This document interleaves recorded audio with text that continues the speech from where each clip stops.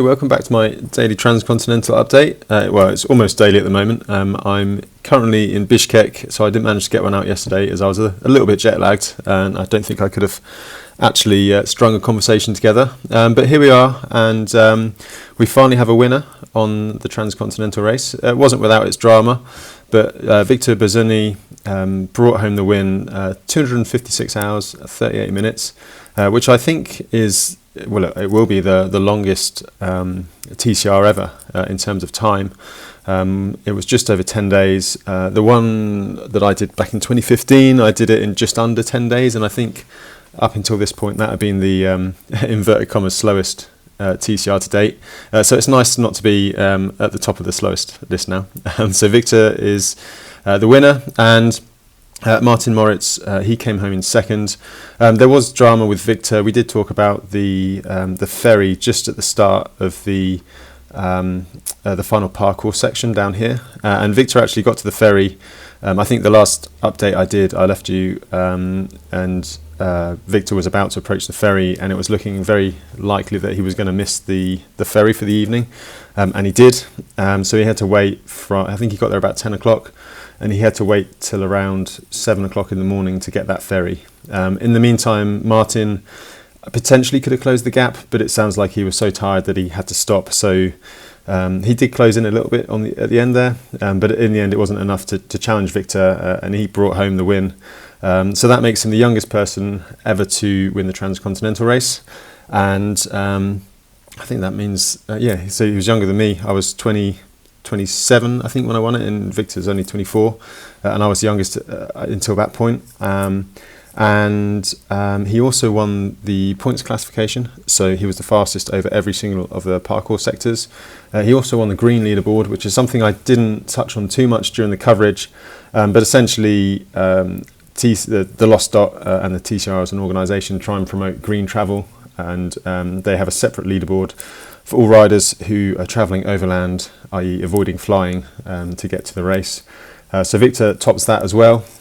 So yeah, clean sweep from Victor there, which is it's pretty incredible and a really, really hard fought and well-deserved win from Victor. And again, a very well-deserved win from Martin. I think a lot of people really enjoyed following Martin and Victor. And yeah, they've done a good job there. David Chan, it must have been about a week ago in Italy. He was really sort of downtrodden and, thinking he'd literally missed the boat when he realised he couldn't get on the Sunday night ferry that Victor and Martin got on.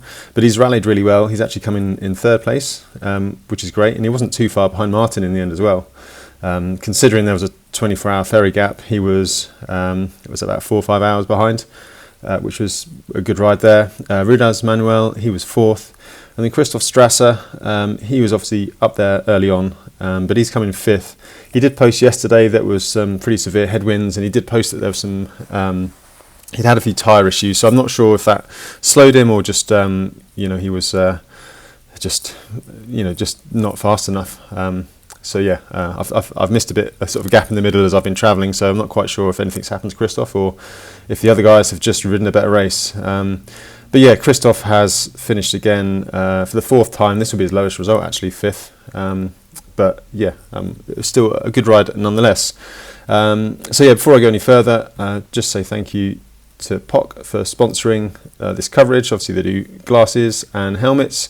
And they've got a 20% discount code, which I'll put the link on the screen and down in the description. So thanks again to POC, and they also sponsor the TCR as well. So yeah, excellent work by them. And yes, just thank you for all the support. So back over at the race, we've got one rider on the finished parkour. So Jocelyn Roth, a bit of a mouthful. He's about halfway down the finished parkour. Nicolas Châtelet, I did wonder if he'd made a bit of an error. So if we put his route on, if my hotel Wi-Fi is quick enough, he went through Kosovo and then on into Serbia, and that is kind of a bit of a. It tends to be, well, as far as I was aware, it can be an issue. Due to this Kosovo border here. So essentially they'll stamp you into Kosovo, they won't stamp you between the border, and then when you try and stamp out of of Serbia, they get a bit.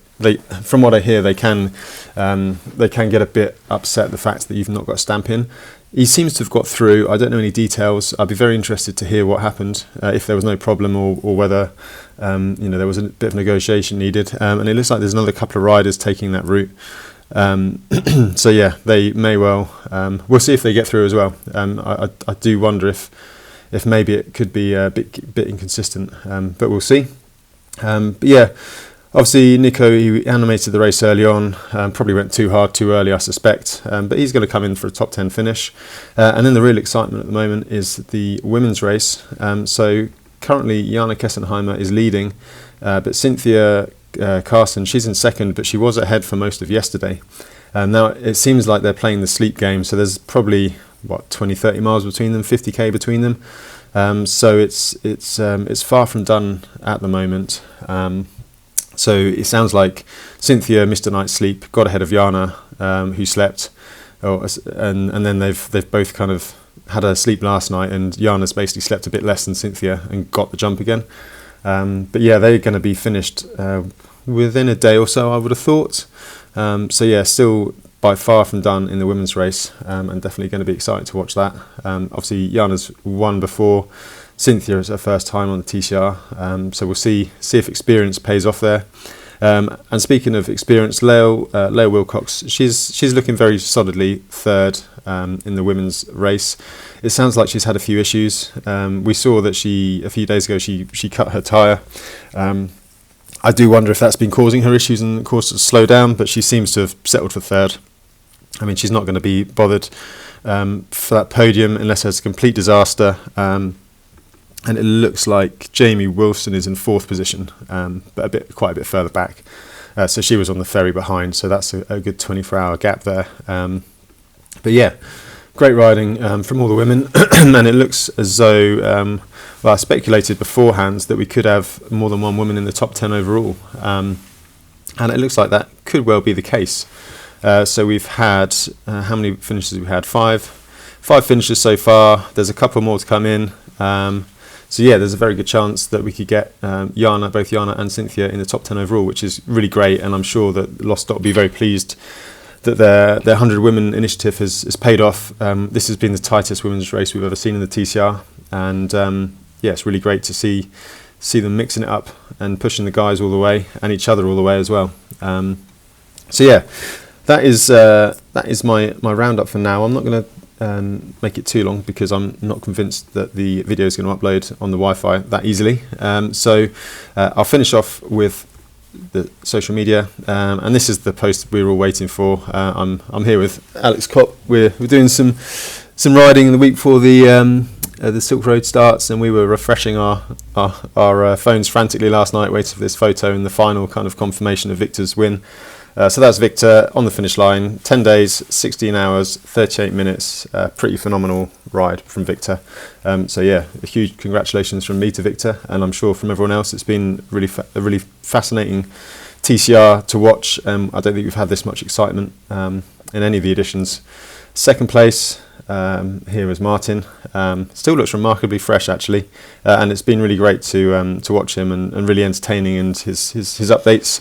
It sounds like his partner's been doing his updates, and they've been really great as well, and really informative and really helped to animate the race. And there's the two of them, Victor and Martin, and a very well earned beer between them. So yeah, that is that. And then just I did speculate that I thought the final finish parkour wouldn't be quite straightforward as it potentially looks. And this is Martin, and it looks like 15k gravel and a bit of hiker bike. And there we go. And this looks like it's on the edge of Constanta, a nice boggy puddle to ride through right at the end, just when you're pretty much at your tiredest, when you think it's all done, and that's the TCR. It's never over till it's over. Ich froh, dass die Tage nicht so viel geregnet hat. Oh, look at that.